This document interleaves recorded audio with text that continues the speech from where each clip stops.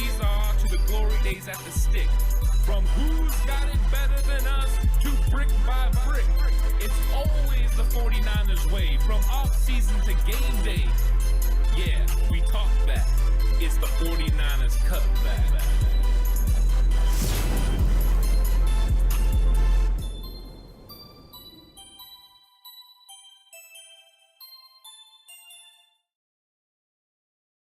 It's 49ers Cutback Podcast time. Welcome to the show. Welcome everyone that's jumped into chat right now. We're going to have a really good one. Tons of 49ers information and news today, including building their practice squad. Not completely built yet, but a lot of really big names on there. And the 49ers have had it all happen today. They've had players claimed. They've claimed players. They've signed players. They've waived players. It has been a lot of movement for the San Francisco 49ers as they continue to build their 53-man roster. And what's up to everyone that's in chat? How's it going, Spy Nick Danger? Shooter, what's up? Scott, Sean, of course. How's it going? Ronald as well. What is up, everyone? Welcome to chat. And so we'll get right into all the moves that have happened, of course, throughout the day. I was waiting for some of these things to come out, and now the 49ers have officially announced some of the practice squad. We can get into a lot of the moves that took place today, including the 49ers waiving running back Trey Sermon. So I had actually predicted that they would move on from Trey Sermon. It didn't appear that they did it after yesterday, but they waited and now moved on because they had a claim in. And they had got a claim on offensive lineman Blake Hance. He was with the Cleveland Browns. He's played offensive tackle. He's also played interior offensive line. So some of that, they're reaching out to teams, gauging what the trade market will look like for an offensive lineman. Hance ends up being that guy, 6'6", 310. He was with the Buffalo Bills as an undrafted free agent in 2019. He's played for the Bills. He's played for the Commanders. He's played for the Jacksonville Jaguars. So he's moved around a lot. This is somebody that fits what Kyle Shanahan likes to do on offense, an athletic player that can definitely do a bunch of things. I'm looking forward to getting into his film as well because I think we can see what he's going to be able to add to this football team because he becomes a member of the 53-man roster. So I'm going to go ahead and make sure I can see what everyone says first. And Joel is saying, what's your thoughts on Sermon? I actually thought this was going to happen. After everything that I saw in training camp, everything that I've seen in the preseason, I thought the 49ers were going to move on from Trey Sermon. The other guys just outplayed him. That's just what it came down to. It's nothing against Sermon. Sermon has showed massive improvement. But Sermon got outplayed by the other guys, including Jeff Wilson Jr., Ty Davis-Price, and Jordan Mason. They just were better. And when it came down to it, the 49ers were looking to keep the best possible guys. They moved on from JaMycal Hasty.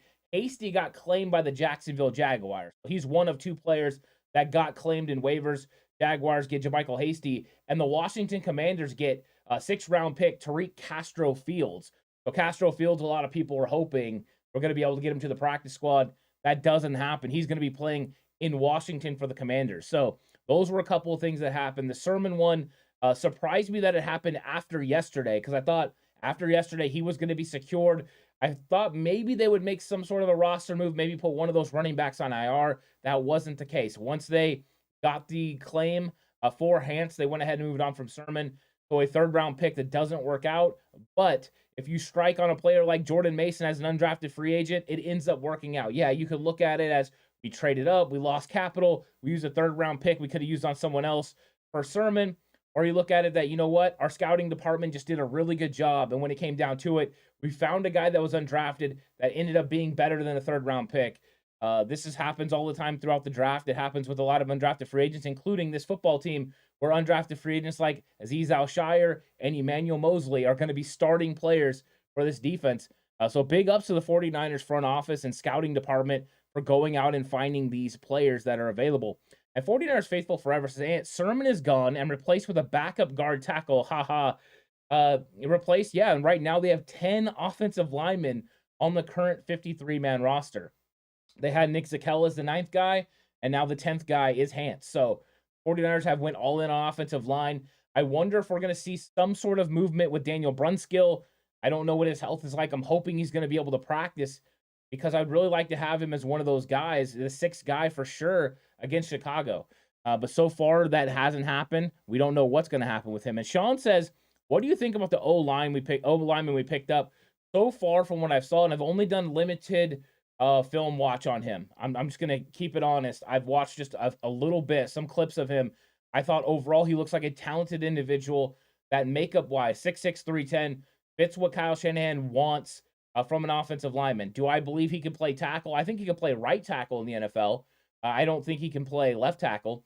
Do I believe he can slide inside to guard? Yeah, I can. So I think that this guy has versatility for the Niners, and they're going to be able to use him and develop him. So I'm curious because Stefanski in Cleveland runs a very similar offensive style wise to what Kyle Shanahan does. So this could be more of a plug and play situation. 49ers get more depth and get another really extremely athletic offensive lineman that they can use. So I'm looking forward to actually breaking down his film over the next week or so.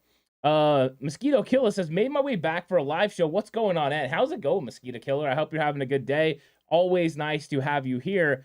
And then Grimace says, you think Sermon clears waivers, or is he gone till we snag him up and make him all pro? I think he is going to potentially pass through waivers. I mean, we've had the first round where everyone put in their claims. Sermon might make it now. It could have been strategic. The 49ers wait. Let that, all the first wave happen with all the claims, guys like JaMychal Hasty, everybody getting claimed, and you go ahead and you bring Sermon back. They do have spots on their practice squad. What's up, Marvin? How's it going? They do have practice squad spots available, and we'll go through the practice squad here in 1 second because there were also a couple of other moves. And, of course, everyone kind of came into chat yesterday and let me know that they were going to end up putting Jimmy Ward on IR. Makes sense, right? They were going to end up putting Curtis Robinson on IR, and there was going to be 2 corresponding signings. The 49ers confirmed that today when they announced that they have re-signed tight end Tyler Kroft. So the 49ers now have 4 tight ends. That's going to go a long way in showing what this 49ers team is going to look like early on in the season. And, of course, defensive lineman Jordan Willis also back. And the questions yesterday were, oh, my gosh, 9 defensive linemen. Now, why would the 49ers do 9? We were fully expecting them to keep 11. Here is why. The big news coming out of the practice squad right away is one name that stood out above all the rest. Tomoko Ture is going to be on the practice squad. So the Niners get the 10th guy with Jordan Willis. Tomoko Ture is a guy that has the ability to play a lot of snaps in this league and play a lot for the 49ers. He's on the practice squad. So the Niners do have 11 very talented defensive linemen, but they weren't done there on the D-line.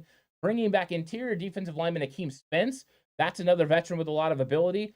And also bringing back, defensive lineman Alex Barrett. So those 3 guys are the D linemen that they brought back. Barrett, of course, has been a part of this practice squad for the last few years. But he's actually looked pretty good.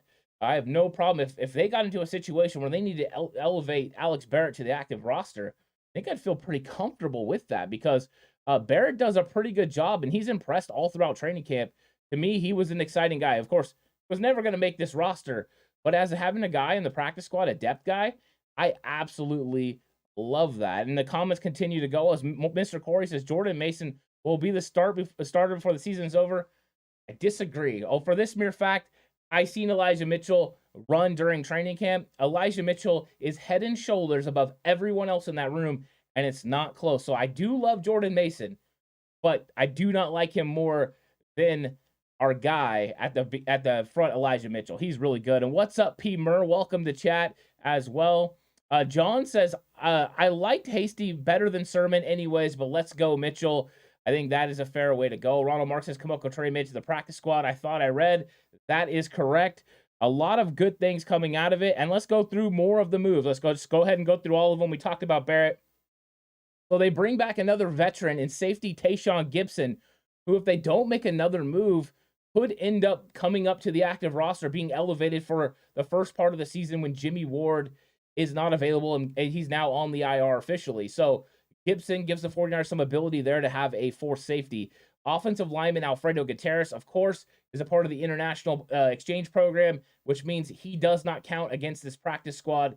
So Alfredo, this is the last year that can happen. Next year, he would count, but this is why 49ers coach Kyle Shanahan kept saying 70 guys. We're cutting from 90 to 70 because you're going to build this practice squad with 17 guys because of Alfredo Gutierrez.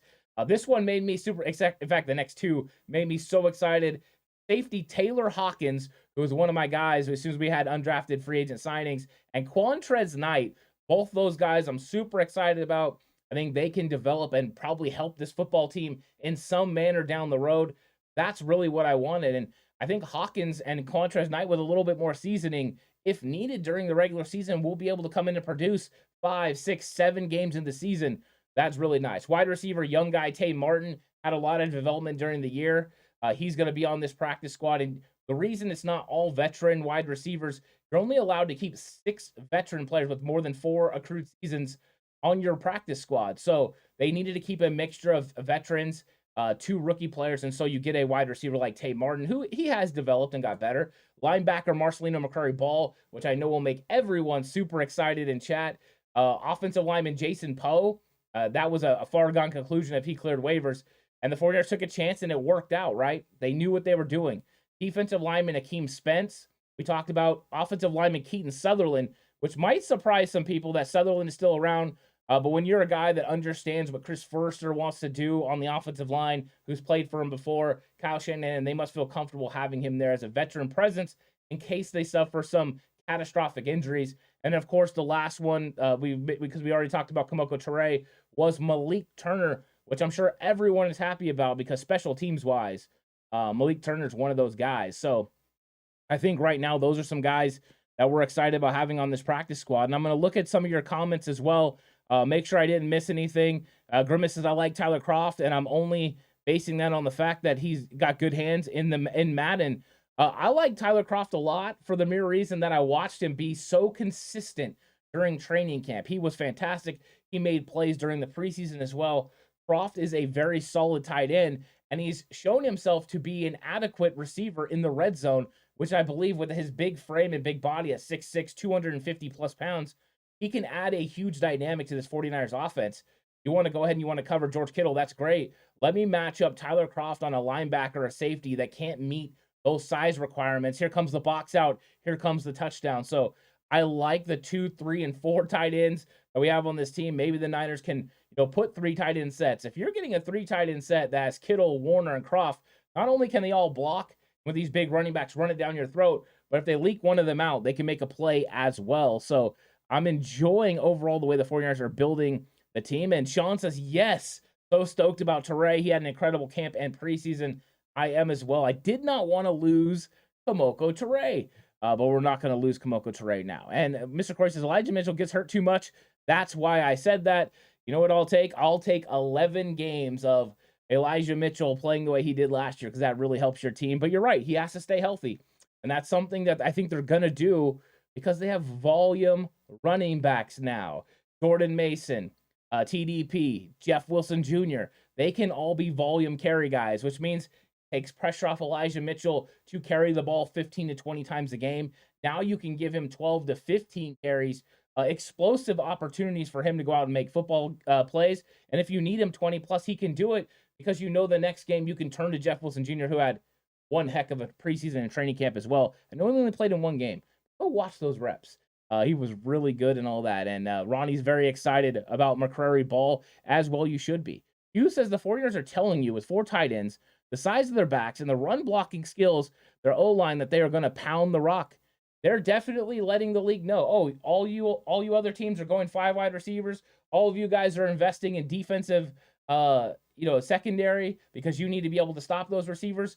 How are you going to handle? Yeah, you have a really good nickel. Your base 4-3 is not as good. Your base 3-4 is not as good. That's good for us. Whenever a league is trending one direction, whenever you can go against the trend in some manner, you become difficult to prepare for. So if everyone is used to preparing for 3, 4, 5 wide receiver looks, spread it out, throw the ball around, they build their team a certain way to be able to stop it. Now, when you have an outlier team like the 49ers that can load up with tight ends and big running backs and jam it down your throat, and you don't have a quality linebacker that can come in and be in those run fits, all of a sudden it creates opportunities for big-time holes. Oh, you want to stay in nickel? That's great. I'd love to match my 6'6", 250-pound tight end against your 180-pound nickel corner. Sounds like a good idea. So I love that. Whenever you go against a trend, you leave yourself an opportunity to make it difficult on teams to prepare for you. I think that is what Kyle Shanahan does. So don't always go with the trends. See the trends going one way, go the other way. It could actually work out better in your favor. And Mr. Corey says, what happened to Segun Olubi? Do not know, have not heard about him. He did not get claimed from waivers from everything that I understand. I'll continue to try to figure out what happened, but the 49ers did not add him to this practice squad right now. Of course, they have 6 linebackers on the current 53-man roster, even though on IR is Curtis Robinson, and they brought McCrary Ball onto the practice squad. That might be enough. But with them still having roster spots available on that practice squad, 4, in fact, they could bring Segun Olubi in. So maybe Olubi's looking for another opportunity, and if that doesn't present itself, then he's going to come back. We'll see. I think the 49ers were waiting and seeing on some of the other guys. And then Guy Hill says, hey, Ant, when you have more yards, who do you have having more yards, Mitchell or Mason? Mitchell by a mile. I think Mitchell's going over 1,000 yards this year. I think Mitchell's going to be one of those guys that you thought he turned heads last year. This year, he turns even more. To me, he was the most explosive running back at camp. He was a guy that was making a lot of really important things happen. I was excited about how he looked. I was frustrated that he had the hamstring injury. I'm hoping he's back to normal because I think if he is, he's going to light things on fire because his recognition of holes and his vision and now his second level elusiveness is at another level from the other guys. The only one closest to him, Jeff Wilson Jr., and even then, it's a long ways. Jordan Mason's a big physical running back. TDP's a big physical running back. But right now, they're still developing in the scheme, learning how to run, in this system. They're getting vertical great, which I love. But their second level elusiveness, when they get to that second level, they're both just trying to run people over, make someone miss, get extra yards. I think that's when Jordan Mason will take that next step. Well, I think that development's going to happen during the year. But right now, get excited because Elijah Mitchell, Jeff Wilson Jr. are also going to catch the ball in the backfield. It's going to be a very exciting group. Plus, I wonder how much third down we're going to see Jeff Wilson Jr. I think he might be the third down back. Jan says, hey, you're not wrong, my guy. Welcome, Jan. And you're not wrong, my guy. Welcome for being in chat. Olivia says, jumping up and down for Mason and Poe staying put. Yeah, love it, right? I mean, Mason makes the team. I think that was definitely the trend, and I'm glad that he got that done. Poe passes through waivers. The 49ers gamble, but they figure that, you know what, if all 32 teams or 31 teams were willing to pass him, or even the Niners, 32 teams, pass him for 7 rounds, they were able to sign him as an undrafted free agent. They probably had things they didn't like about him. I'm sure length concerns a lot of football teams. The 49ers know what they got with Poe. Now they get to continue that development. Will it work out? Don't know. But at least you have the opportunity to continue to work with him and see how much better he could possibly get. Sean said, we have a fat W for practice squad. Yeah, fantastic practice squad. It's very nice. Siggy says, sorry I'm late again. How's it going, Faithful? I think everyone's enjoying what's going on with this 49ers roster. They've really been putting a good one together. Olivia says, good deep pounding run game. Sounds old school. I'm pumped for the formula for success.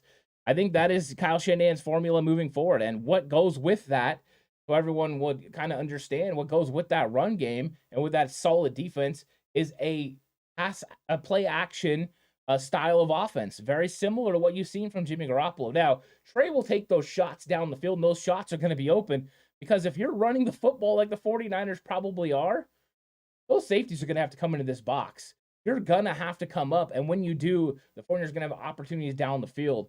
Now, Trey Lance is going to have to hit those intermediate routes over the middle of the field. He's going to have to take advantage of that void that's going to be there because those linebackers are going to come up to try to stop the run. Those safeties are going to have to stay deep to stop the deep pass once Trey takes those shots. But if he can hit these wide receivers in stride, this offense can go, out of this world. I think that's what the exciting part of it is. The potential's there. Are they going to reach that potential? I don't know. That's why they play the games, right? That's why you got to go out there and get it done. But overall, it's exciting. I really do like it. So Marvin Rose says, so what did they do with Purdy and Sudfeld? So Purdy is on the active 53-man roster. He's going to be our third quarterback behind Jimmy Garoppolo and Trey Lance.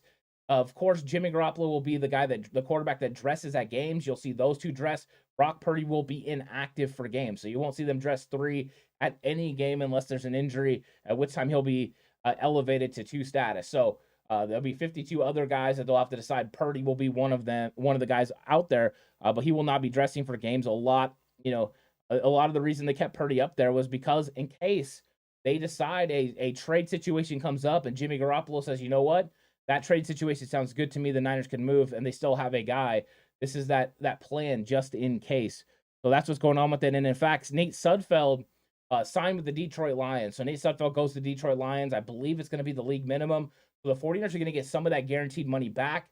So they're not going to take the full hit of the $2 million that Sudfeld's hit was going to be. That's good news for the Niners as well, as Sudfeld goes and lands somewhere else.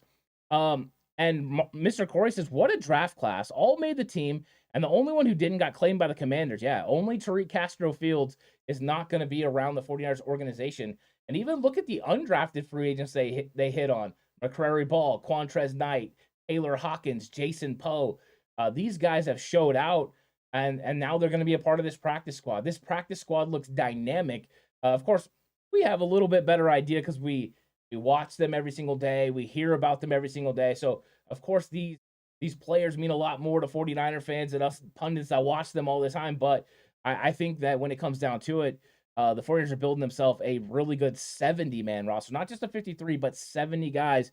And we're probably going to have close to 80 that end up coming through, 80 to 85 through the season this year, and have to help either on the practice squad or on the active roster at some point, just with injuries and everything that go on. And what's up, Brad Jones? Welcome. Sorry I'm late to the party. Obviously discussed Sermon, but do you reckon he ends up on the practice squad? I think if they can get him to the practice squad, they will 100% sign him to the practice squad. Because if I'm looking at this practice squad right now, the one thing that stands out to me right away, it is void of a running back. So because they don't have a running back, it means they need to go ahead and get somebody.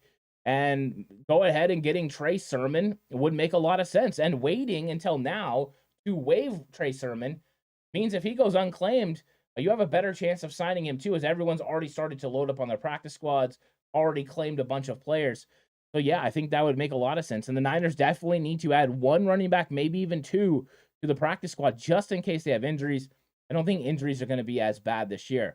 Jan says, "Oh man, my feet cut out when you had me a shout out. Sorry, Jan. I'll give you another shout out. What is up, my guy? I hope you're having a good one. Awesome." Bomber T says, "Marvin Rose Purdy made the team." Yeah, exactly. So thanks for helping other people in chat when they ask questions. I appreciate that. And I'm seeing some of these come through. Mr. Corey says, Elijah Mitchell had 962 yards last season on 11 games. He might have had 1,600 playing a 17. Yeah, and he looks better now than he did before. What is up, Harold Murillo? I hope you're having a good day. Welcome to chat. There's a lot of people in chat right now. Everyone's excited about the 49ers roster. Harold's very excited about the roster. Olivia says, "Tell him, man, preach play action off the run game and RPO to bootlegs." Yes, I love the RPO. I love it. Oh, man, the RPO is so fantastic. And we're going to see Trey Lance be able to employ that. They ran that a little bit in the preseason. As soon as that action happened, you see those linebackers wanting to bite and come up field. Number one, they have to prepare for Trey Lance coming out the other side on the read option. But the other is, if you're not getting involved in that run game, you're not going to be able to stop the 49ers run game. I mean, that's the offensive line is built run block first. Trey Lance's legs also give you another avenue to be able to create. And then as soon as that linebacker commits, boom, right in that void, you hit that player. So I think there's going to be opportunities for the 49ers to win on RPO as well. I think that's going to be a big addition. So well said there. I love that. And what is up, everyone that's in chat? David Campbell, what's up? How's it going? And David says it's because they kept all running backs on the 53. They did until now because they released Sermon. So now they're back to the traditional number 4, tailbacks, Kyle Juszczyk as the 5th running back. So they're back to a normal number. And now that they're back to a normal, so now they can start putting people on the practice squad. So Sermon could be that guy. We'll see what happens. There's other guys out there as well. Came in the chat yesterday, people talking about Jarrett Patterson, former Buffalo prospect, and that's Buffalo, University of Buffalo. But there was other guys who got releases as well, including like Marlon Mack. Now, if you get a veteran like Marlon Mack, you're going to have to release another veteran. So I think it would be a younger player. Let's see what other young players are out there. Philip Lindsay also was released. I don't know if he's going to end up landing on another team, but he would make sense in Kyle Shanahan's system as well. That speed element is there. And those are guys who are team fits for the 49ers. I think option 1 is Trey Sermon. Option 2 would be one of those other guys that we're talking about. So remember that. And then we got a $5 super chat from Harold. Thank you so much, Harold. I really appreciate that. I just want to thank you for the updates. Keep up the great work, and let's go Niners. And thank you so much, Harold. I really appreciate that. That is big time. Always very thankful when people come through with the super chats. It means a lot, but just the nice things as well. And that always like having you guys in chat. It does a really good thing for all of us. So really appreciate that. And Harold had a question earlier. Is this the lineman from Cleveland good? Glad to see the 49ers are addressing the offensive line depth. The 49ers need to be proactive and keep moving the offensive line. Yeah, you know what? I want to get into more of the film. So I just watched a little bit of it when they signed him, but I wasn't as familiar with him as I wish I was. But I saw some good things from him. I liked his setup. I liked the way he was handling the zone scheme. I saw him playing some offensive tackle reps. I believe he can move inside as well. But I think the 49ers are getting a guy that fits their mold. He's 6'6", 310, which means he fits what they want to do. Also, he played in Stefanski's offense, which is very similar zone scheme to what Kyle Shanahan does. So it's a plug-and-play situation. Niners bring him in. They see what he can do, and maybe he can help this football team. So I like the move overall, and they must have felt pretty compelled to not only put a claim in on him, but then to move off Trey Sermon once they got him. So I think that they're high on him, and I think that's good news for the 49ers, who have 10 offensive linemen right now on the active roster. I did not think that was going to happen. I did predict 9, but 10 surprised me a little bit. Could we still see a little bit of another move? Could Daniel Brunskill possibly be going to IR? Could it be one of the other young offensive linemen like Jalen Moore, who'd had a lot of injuries during training camp? That could happen. Nick Zakelj as well. Let's see what other moves happen. We shall see. And what's up, Robert Aguilar? How's it going? Glad to see you in chat. That's always fun to have you around. And Roy Farmer says, what about Jason Verrett? Jason Verrett is, of course, starting on the PUP list, which is physically unable to perform. He will be on the PUP list for at least 4 games. So week 5, Jason Verrett will be eligible to come back. If they need him, they only have 5 cornerbacks right now. If they need him, Jason Verrett will be activated and brought in, which could be a good time to bring him in because Kansas City will be on the horizon there on October 23rd. You want him for that. You want him for the second matchup against the Los Angeles Rams. So Jason Verrett coming in at that time could be just what they need now. If he's not right or you're still worried or a little hesitant, go ahead and pump the brakes. You can wait longer. You have until week 10 to bring Jason Verrett back. So I think the 49ers are going to be very strategic with when they bring Verrett back. But if they need him at that moment, go ahead and get it done. Don't worry about it. Verrett is an absolute beast when he's healthy. Can he stay healthy is the bigger question. I hope he can. I want it for his sake. I want it for the 49ers. And dang it, I just like Jason Verrett. He's just always going to be one of those guys that I'm a big fan of. Palmer T says, how about Jordan Mason? Wow, talk about a needle in a haystack. Yeah, I mean, from the first time, there's been people that have been Jordan Mason truthers that like him from the very first moment.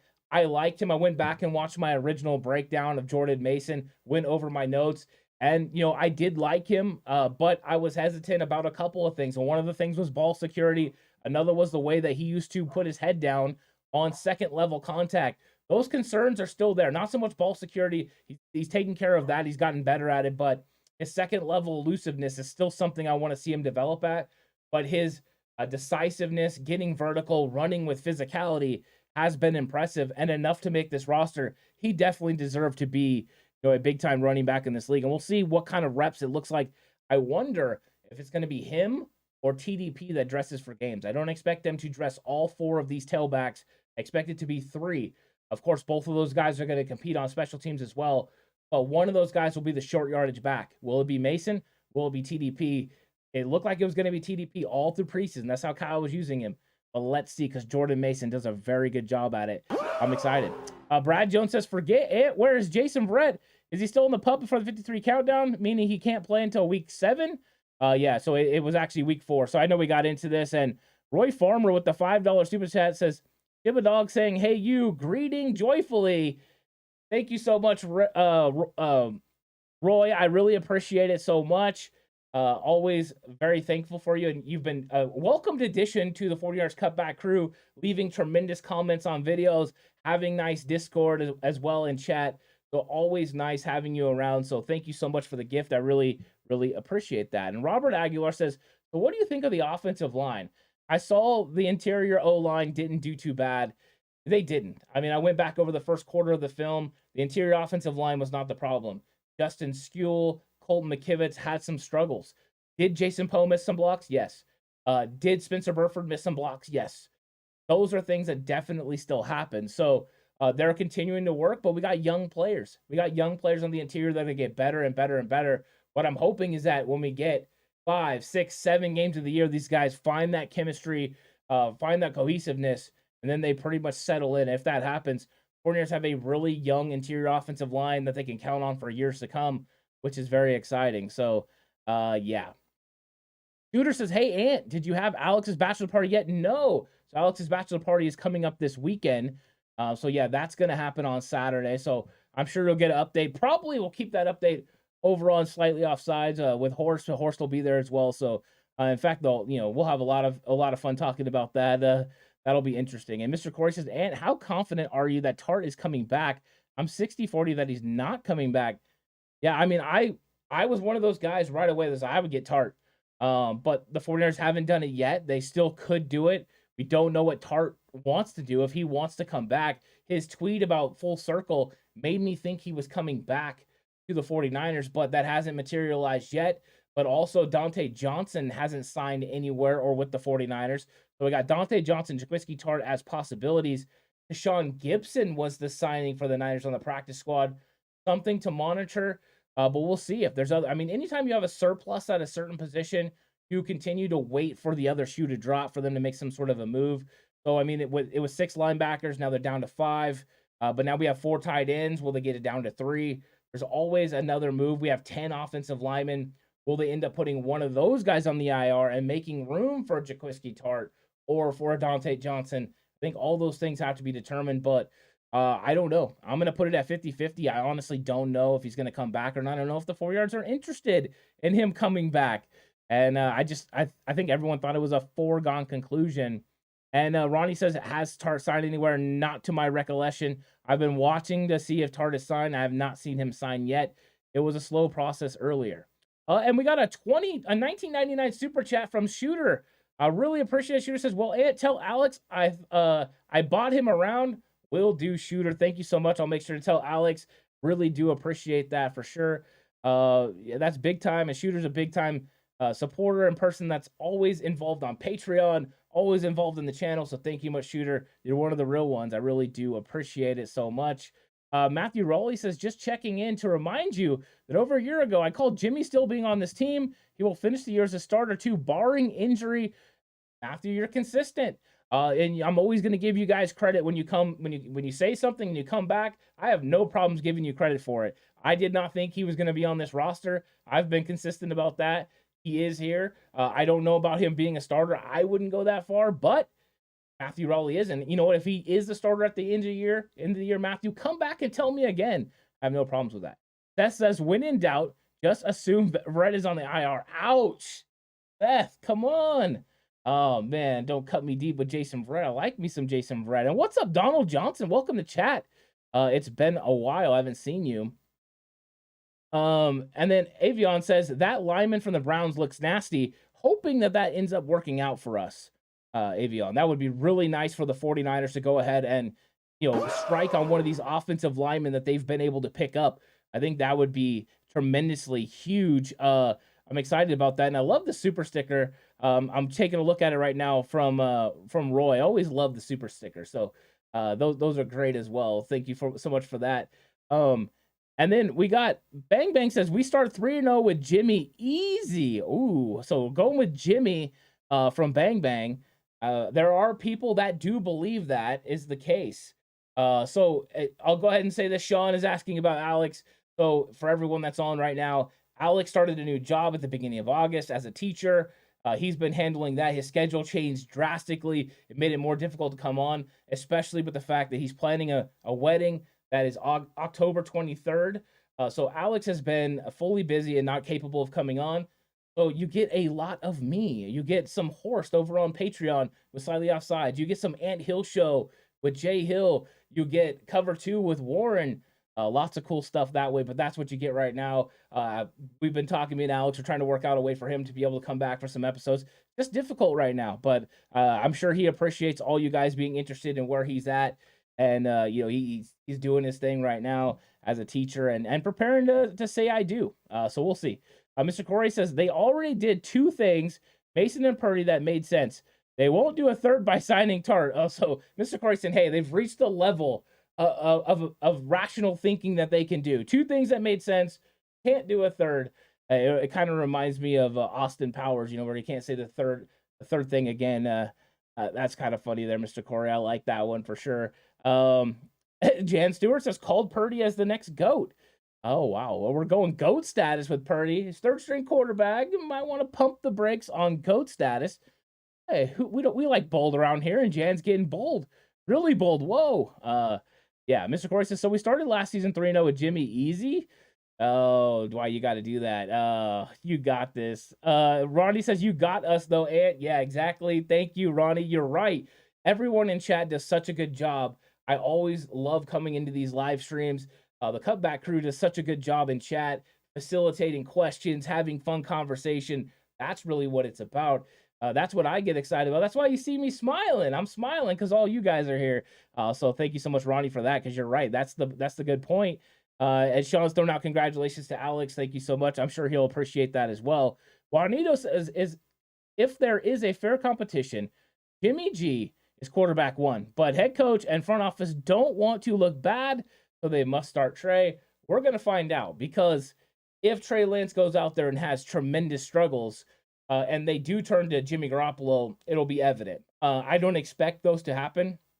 I expect there to be some ups and downs, ebbs and flows, because Trey Lance is learning how to play quarterback in the NFL, and he doesn't have a tremendous amount of snaps, and reps.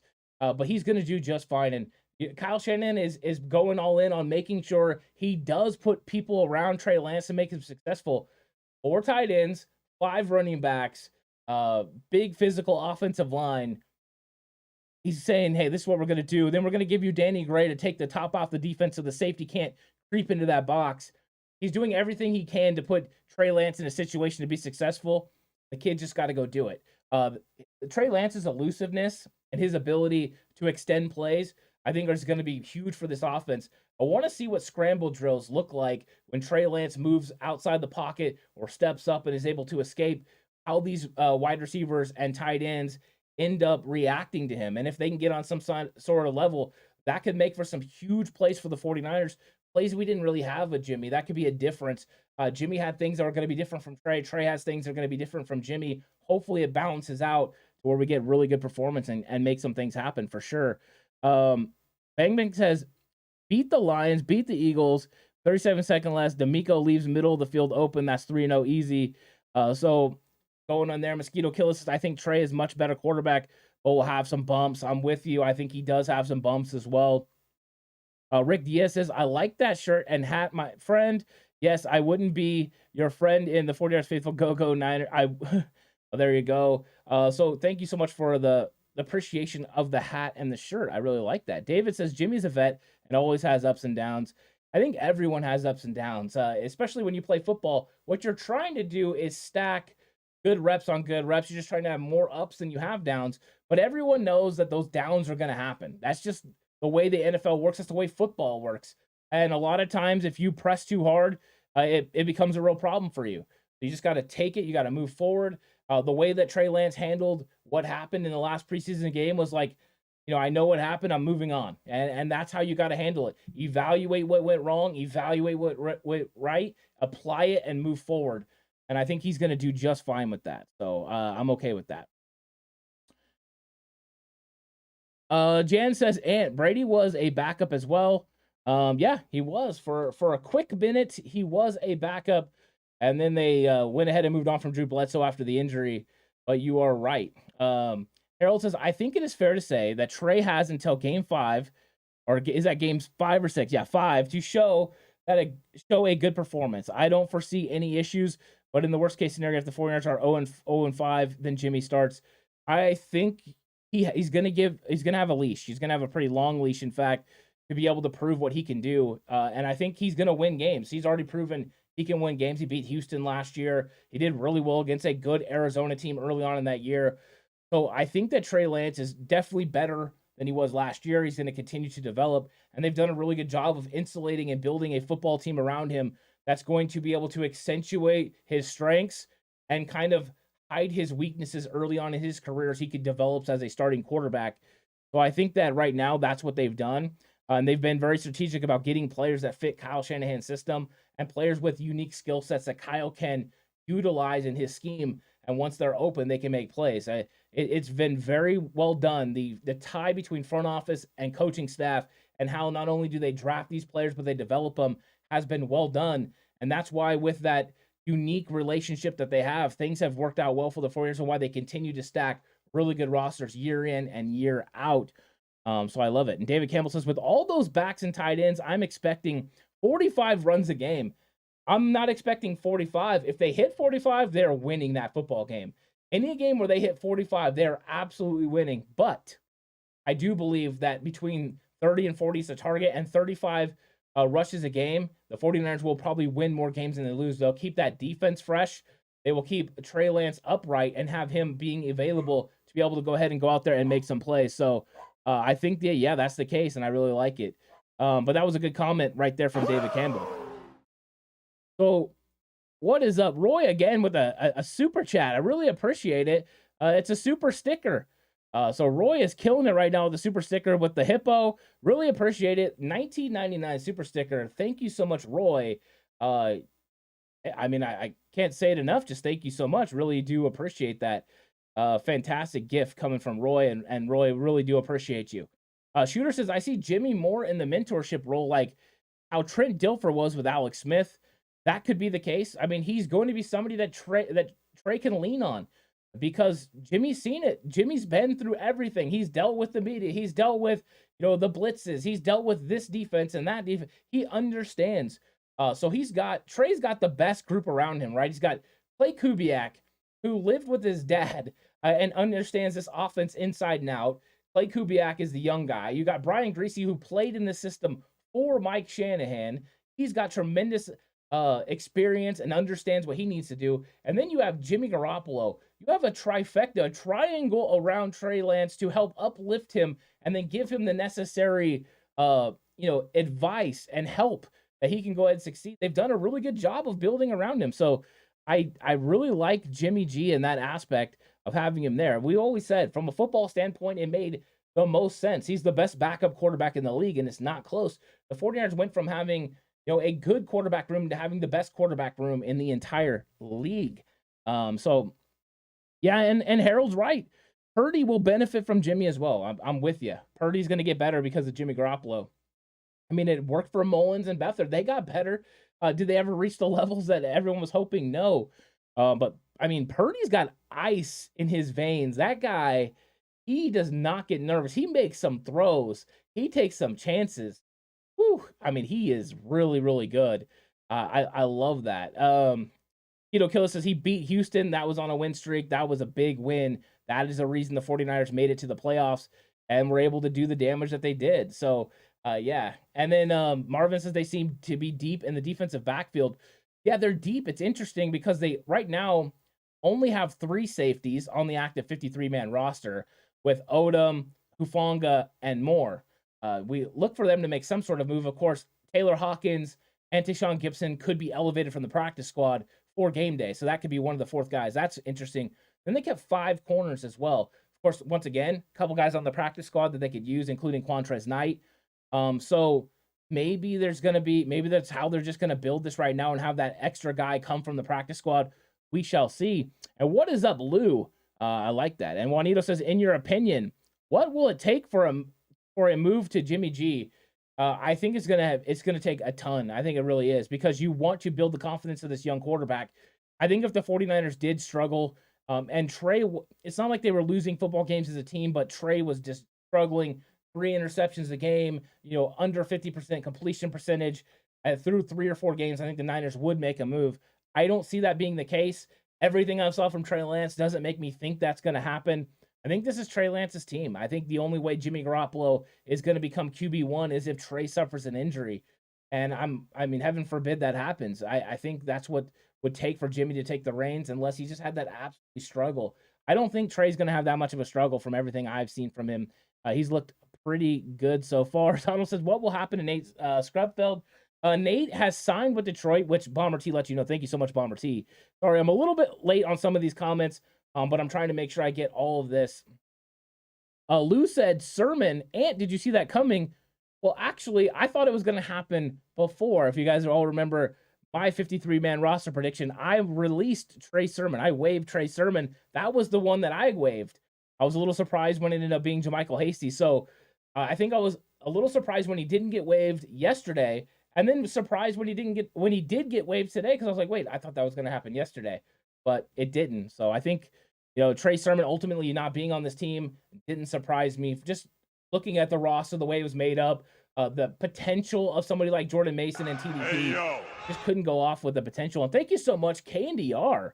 Re-up the membership. Always enjoy that. So thank you for being a channel member. Channel members are definitely appreciated. So thank you so much for being a channel member, KNDR. Bang Bang says, El Triángulo de Oro. I like that. My Spanish not as good. I did my best. Roy says, I love your show. You do a very great job letting us know about our team. Thank you so much, Roy. I really appreciate that nice comment. Davis says, I missed the beginning of the stream. Did the 49ers get Quantrez to the practice squad? Yeah, let me review these practice squad players for everyone that jumped in late, so you know. So first off, let me go through the fact that they released, and I'm sure everyone knows they waived running back Trey Sermon to make room for offensive lineman Blake Hance, who they claimed off waivers from the Cleveland Browns. They signed Tyler Kroft, signed Jordan Willis to one-year deals, and then put Curtis Robinson and Jimmy Ward on the injured reserve. They also announced they've signed 13 practice squad players. They signed defensive lineman Alex Barrett, safety Tashawn Gibson, offensive lineman Alfredo Gutierrez, who doesn't count against their number because he's a part of the international exchange program, safety Taylor Hawkins, cornerback Quantrez Knight, which was huge, wide receiver Tay Martin, linebacker Marcelino McCurry-Ball, which is awesome, offensive lineman Jason Poe, we all needed that, wide receiver Willie Snead, veteran wide receiver presence, defensive lineman Akeem Spence, veteran defensive line, offensive lineman Keaton Sutherland, surprised me a little bit, but familiarity with Burster and with Kyle Shanahan, he's on this squad right now. Defensive lineman Kamoko Ture, absolutely huge. I did not think he was making it to the practice squad. I thought somebody was going to offer him a contract, but I think he really did like it here with Chris Sarek and the staff. And then the last one that has been announced so far, wide receiver Malik Turner, which is huge because he's a special teams guy, so they can elevate him as one of the guys they elevate off the practice squad. They can do that 3 times without having to make a decision if he's going to be a part of the permanent active roster. I think that is really good news for the 49ers and the way that they've built this group overall. It's really good. And KNDR said, as a part of his member, 12 months of a member, wow, it's fantastic. Sudfeld will bring the Lions back into relevancy, and the NFL will be forced to acknowledge him as the tribal chief. Love the consistency from KNDR. He's sticking with his guy. Gotta love that. So that was the practice squad the 49ers have put together. Of course, they can still add names to it. Right now, according to my numbers, they have the 6 veterans, which means Dante Johnson and Jaquiski Tart cannot join the practice squad. But it doesn't mean they can't also move one of those practice squad guys eventually if they end up getting another young guy, like adding a young offensive lineman, for instance, that has less than 3 accrued seasons. Add him to your practice squad and then move on from Keaton Sutherland, creating a veteran spot. You guys kind of see how I'm going with this, but they could definitely get that going. Bob says, defensive end Alex Barrett seems ready. He has looked so good, Bob. I mean, Alex Barrett has gotten better and better every year. I think the first time I really took notice of him was in 2020. The 49ers had all those injuries, and he came up and he played so good. And it was like, okay, I'm going to keep an eye on number 64. Of course, he's went through a couple of number changes since then. But I thought this year they played him interior. They played him on the outside. He looked good. If something happened and you need to turn to Alex Barrett, I think you're comfortable with him being a part of that rotation. I'm kind of surprised no team has taken a chance on this guy. I like Alex Barrett as well. So good one there from Bob. I love it. And Jan says this team is stacked. I'm with you. I really like it for sure. And Rick says our quarterback trade is going to be okay this season. He knows what he has to do. Offense to move, or Trey, change forward to do a lot of things. Yeah, I think so. I think Trey's going to handle business, Rick. I think you're right. Mr. Corey says, I wished we would have traded Hasty to Jacksonville for Walker Little. Mr. Corey, why'd you have to do that to me? Exactly, right? I'd rather have Walker Little than Hance. I would have loved that trade. Oh, man, Mr. Corey, why you got to put that out there in the ether? Now I got to think about that all day. Yeah, I love Walker Little. That would have been fantastic. Luke Guna says, Wilson going to get more yards than the other guys because if Mitchell gets hurt, Wilson gets elevated. He's proven to be a good. That's good. Luke's going out there with, I love the comment. So, Luke, if that happens, make sure you come back and tell me, hey, I said this. And I'll try to remember that as well. That's a good statement. And Jeff Wilson Jr. has looked pretty good all through training camp. Luke says, was watching Chapman earlier and 49ers cap, and he said Jimmy's cap hit will be $14 million with the money. I believe, yeah, I think it has to do with his bonuses. I had a full breakdown on my phone. Let me look at it real quick, guys. I don't normally like going to the phone, but I went ahead and I grabbed this earlier. And so I'll bring it up so I can go over the numbers so everyone can see it. So it's $6.5 million guaranteed for Jimmy Garoppolo, $500,000 total in per game roster bonuses. So he gets $29,000 every time he's active. So every game he's active, he's going to get $29,000. He's going to end up getting that $500K. He gets $250,000 for each game. He makes 25% of more of the offensive snaps. So if he's playing a lot of snaps, he's getting $250K. Another $100,000 for each of those games that the team wins. So that's an added win bonus. $500,000 for the one playoff game if he takes more than 50% of the snaps. So if he has to play a playoff game and plays 50% of the snaps, he gets $500K. 500 more for offensive snaps in the conference championship game. $500K if he wins the conference championship game. $1 million if the 49ers take 50% or more of the offensive snaps in the Super Bowl. A 15.45 maximum value.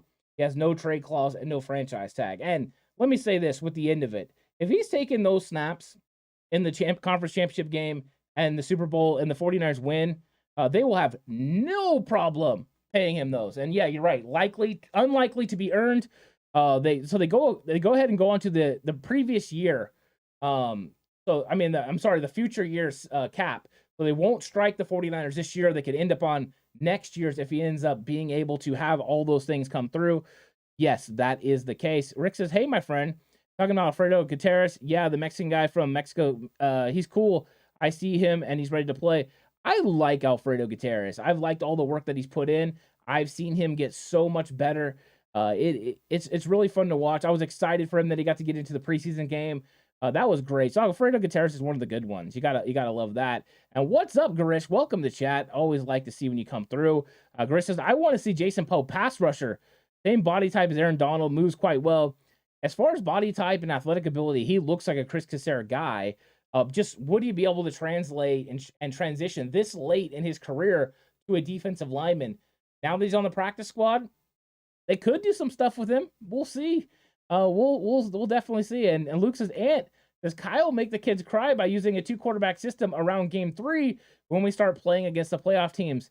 That is interesting because a lot of the conversation was last year when they were doing, the Shanna plan, playing 2 quarterbacks at the same time. There was two things that came out about it. I don't know which one of these are absolutely true, but Kyle Shanahan did say getting into a rhythm was a little bit more difficult as teams played one way in preparing for Trey Lance and played another way preparing for Jimmy Garoppolo, and that it was hurting his rhythm a little bit. Then there was the rumors that came out, and I don't know if these are true. These are unsubstantiated. I don't want to say that they are substantiated, but that players went to, veteran players went to Kyle Shanahan and said, hey, we want Jimmy Garoppolo out there. We don't want the interchanging things going on. I don't know if that's the case. I think that it probably just threw Kyle Shanahan off. If they were willing to do it, if Kyle had worked those things out, I would be okay with that. But I do think Trey is ready to handle business. So, is it a possibility? Yes. Do I think they're going to do it? And JLA says, thought they signed Snead to the practice squad. They did, yeah. So if I didn't read Snead, they definitely did sign Snead to the practice squad. So that did happen. And he is on the 49ers practice squad moving forward. So that is good news for the Niners. Because having a veteran guy that, could play the way that Snead plays, and then also just having him available in case something happens to Ray McLeod, he can come up and return. He's a plug and play. He can handle business. So that's a really nice player to have available. And the 49ers have done a really good job of building this practice squad overall. So yeah. And Mr. Corey says the last thing we need is more D linemen and less O linemen. We have 10. Mr. Corey, we have 10 offensive linemen right now. We have 10 defensive linemen right now. 49ers have basically built out both of these the linemen. It's fantastic. So right now, 10 offensive linemen. Most of the time, teams keep 8. So the 49ers have definitely made sure they've gotten offensive linemen. So we'll see. And then Lou says, it's figured from Garoppolo last year and will count against the cap this year. And any credits that he doesn't earn will be a credit next year. Yeah, so what happens is any of those roster bonuses, I'm sorry, not roster bonus, any of the production bonuses he doesn't reach. So if he's not able to play those snaps and all that, it doesn't kick in. It doesn't happen. But if he does get those, if he does reach those roster bonus levels, though that money does kick in next year. So that would be on next year's salary cap, but not on this year. That's how this year's cap stays lower. So overall, it works out very nice for the 49ers. It's still, if they end up having to count on Jimmy Garoppolo to play games, he's rewarded for playing as a starting quarterback in this league. That's why the contract ends up being win-win for both sides. If Jimmy's asked to play, he's getting paid for it. And if he's not, they're paying him like a backup. I think that's a good way to handle it overall. And Pocket says, need more linemen. Yeah, let's just make them all linemen. And then Mr. Corey taking a shot at McGlinchey. Can't do it. Pocket says, I want 53 linemen. I love that. Sometimes that's how it feels when you have the 49ers, right? It's going to be 53 linemen. But Jan's right. It all starts in the trenches. I know I like it. I love when the trenches are talked about. And 49ers offense and defensive lines are probably talked about more than any other team talks about their linemen around the league. The fact we know who our offensive line coach is and Chris Forster, and that our defensive lineman is Chris Kasarik. I mean, how many teams know? I mean, I know John Benton is the New York Jets line coach, and that's because he used to be the 49ers line coach. So I think we know a lot about the offensive defensive line because of the approach that John Lynch and Kyle Shanahan take towards this football team. But I'm not sure a lot of people have that same, understanding of what their coaching staffs are. And I think that's really cool. So that's one of those nice things coming from the 49ers. And then Hal says, San Diego State, Taylor Hawkins has great speed coverage. So, yeah, I'm with you. I'm with you a lot, Hal, because he was, as soon as I watched him play, when the 49ers signed him on the practice squad, I gave him a star player, which means he's a guy that I really liked and to watch. I did not believe he was going to be able to make this team, but I've been saying from the beginning, he was better than Leon O'Neal Jr. He fit what they wanted to do on defense. I think he could make an impact on this team in the later half of the season and then maybe down the road in 2023. So I absolutely love Taylor Hawkins. He's one of my guys as well. Jack says, TCC, sorry I'm late. What's your assessment of the offensive tackle from the Browns? So, Jack, I've watched limited film so much that I haven't really got a full breakdown, but I did get into a little bit. I like some of his sets. I like the way he was able to get to second level. Those things look good.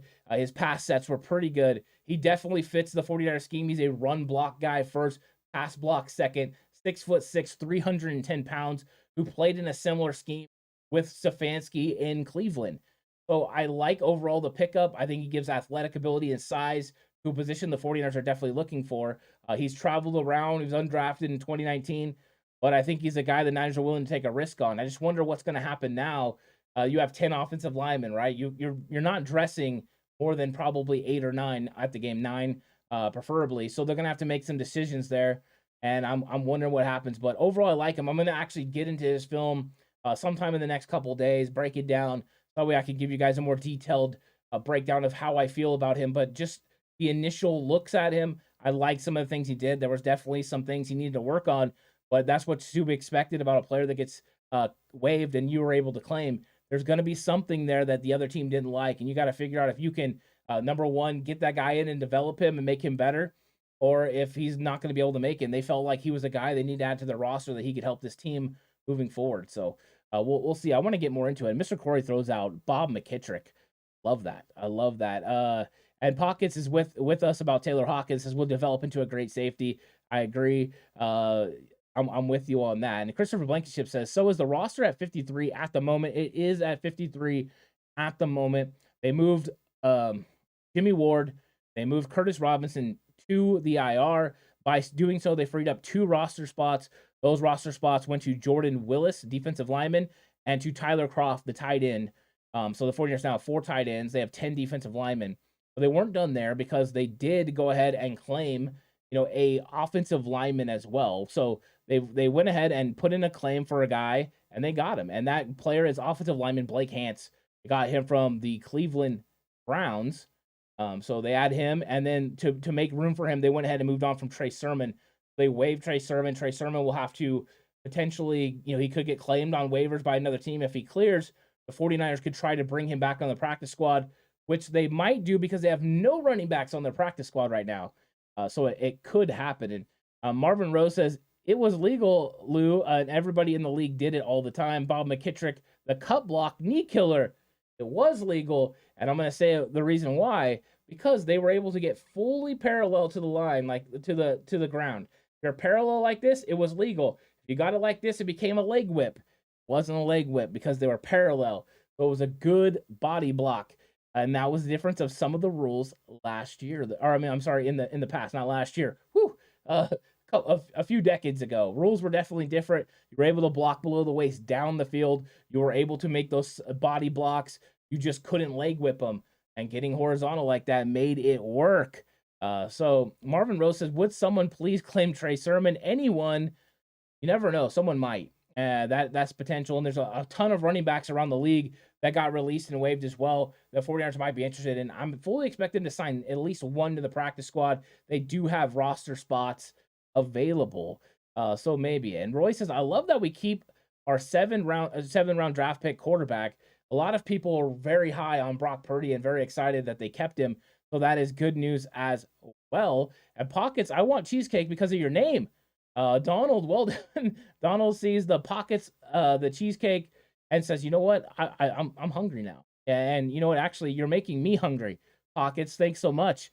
Welcome to chat, by the way, Pockets. I always love when people come in, especially new people. Thank you so much. Thank you, everyone that is in here right now. And if you're in here right now, I want to say to you, thank you. And if you have the opportunity to go ahead and like, I really appreciate it. There is some loose likes out there that are available. I appreciate if you gave the video a like. Thank you so much. If you haven't subscribed already, go ahead and give a subscription. It costs you nothing, but it does a lot for the channel overall. It helps me out. And I really appreciate that as well. And there's going to be more stuff that comes out. Of course, tomorrow is the full Q&A. So if you have questions, you can hop on, give us a full Q&A. That is tomorrow, Thursday at 5 o'clock. If you're on John Chapman's Patreon, then you can go check out our show over there on his Patreon tomorrow. Me and John Chapman at 2 o'clock.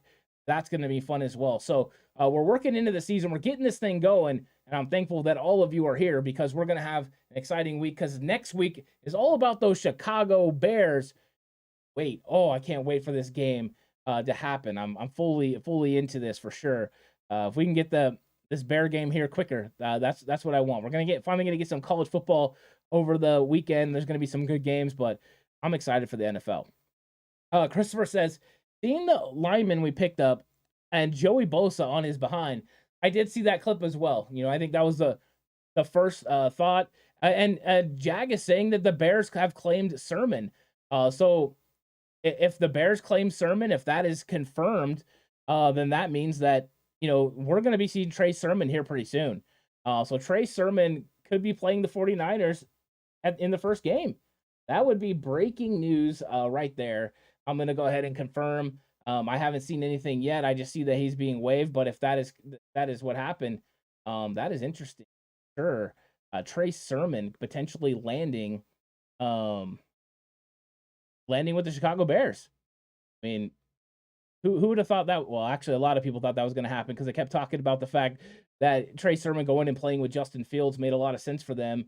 So maybe that would happen. Let's see. Go ahead and checking out the Twitter sphere. But anyways, that might happen. Anyways, Lou says, not just a 7th round pick, but Mr. Irrelevant. Yeah. Soothing Sound says, where's Tart? Is he coming back? Right now, Tart is unsigned. Tart is available. I don't know if he's going to come back. That was the first call I was going to make if I was the San Francisco 49ers, and I knew that I had Jimmy Ward out. I would have went ahead and signed him for sure. You want to make sure that you have that guy on your roster. That's what you need. That's really what you need out there. You need that guy to go ahead and come in and play. And Tart would have made a lot of sense for the 49ers. They needed a guy. They needed a guy to come in and play. And right now they haven't brought in Tart. Maybe they will at some point. But they haven't been willing to do that. But he's still available. And we'll see if Tart ends up coming back. That's a good question. Soothing, for sure. Jan says, I'm having Angus Sliders. Ooh, that's a good choice. Ronnie says Balky is going to snag Sermon just like he did Hasty. He definitely was all over Hasty. So maybe that's the case. Sermon will sit in Chicago coming from Marvin. People aren't really feeling that one too much. So yeah, I mean, there's a lot of thought processes on that. But if Sermon ends up moving on and going to Chicago. I think the 49ers would be okay with that. They're willing to move on from him, which means they're willing to run the risk of him being claimed. They felt that the offensive lineman so it made a lot of sense. And thank you so much, AJ Alvarado, for the subscription. I really appreciate that. Helped the channel out so much. So that's big time. Thank you. I appreciate that. And you know what? We got another question here. It says, or actually, it's a comment from Flat Plain, Oregon. Thurman in a power spread with a mobile quarterback. That is interesting. And it's a player that he's comfortable with. Him going and playing with Chicago and playing with Justin Fields. They've played together at Ohio State. So right away, that's familiar. I thought Trey Sermon playing in shotgun made more sense for him overall. That makes sense. I think that's always a good sign for your football team when you get him in shotgun, because he does not fit the traditional run game that Kyle Shanahan wanted. Now, I think Bobby Turner and Kyle Shanahan thought they could develop Trey Sermon into that running back they were looking for. That wasn't the case. Luckily for them, they doubled up and went with a guy like Elijah Mitchell that had a lot of traits that did favor Kyle Shanahan's system. So the continued development of Trey Sermon was evident. He did get better this year, but not enough to make this football team. So there you go. Maybe at some point, Trey Sermon will have a good career. I kind of hope he does. I like Trey Sermon. I like the way he's been playing. He as far as he got better. Did he get better at a high enough level to be able to make this roster? No. But maybe he'll get better and play really good for one of these other teams. This, of course, says, nowhere is it saying Sermon was claimed by Chicago. Yeah, I haven't seen it either. I did do some look-arounds. So maybe Jag was asking the question if he would be claimed by Chicago, and it wasn't so much of a statement. I don't know that for sure. We'll see. We'll see what ends up coming out of that. And if he is claimed, I mean, Chicago's one of the first teams that's going to be able to claim him. So if he is claimed, then he'll be able to make an impact on their football team. I think that would be really nice for them. Yeah, so that's a good move if they end up getting him. But thank you guys so much for joining me for the 49ers news update and practice squad edition. 49ers make some continual moves to be able to build their 53. I don't think they're done. I think we're going to see more moves in the coming days as they continue to build out this roster for the rest of the season. But I'm really excited to have everyone come through. Thank you for all the super chats, for everyone that came through and had just a wonderful conversation. I really appreciate that. You guys done so much. Also, the new subscriptions. You guys are really, really the best. And there was a couple of questions that came in, so I'll get those right before I check out. Soothing says, are there restrictions on sharing info from prior team if waived? No restrictions. They can give away whatever they want to give away. The good news is 49ers game planning hasn't started for Chicago until next week. He won't know what's going on. And Jag says, what do we do about the safety situation? I think they're going to bring someone up. It's either going to be Tayshaun Gibson that comes up as the fourth tight end, as a guy they elevate off the practice squad, or they'll bring back Dante Johnson, or they'll bring back Jaquiski Tartt. I think those are the options for the 49ers right now. I'm sure they're going to address the safety position because they're not going into game one with 3 guys.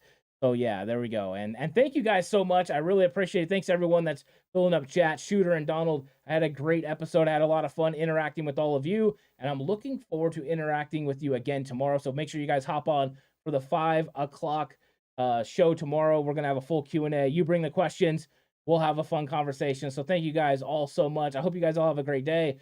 Stay safe, and remember, the right way is always the 49ers way.